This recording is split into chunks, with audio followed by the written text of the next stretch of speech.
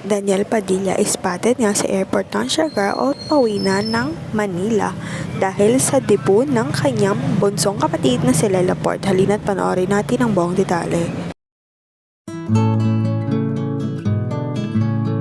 Ilang araw nga si Daniel Padilla sa Siargao kasama ang kanyang mga kapatid. Ngayon nga spotted na siya sa airport ng Siargao at pauwi na sa Maynila para i-celebrate ang birthday ng kapatid niya bukas, February 8, 2024, na si Lela Ford. Siya ang bunsong kapatid ni Daniel Padilla sa kanyang nanay. Marami na excited makita kung paano mag-debut si Lela Ford at talagang bongga at pinagdaan ang kanyang debut ng kanyang kuya Daniel.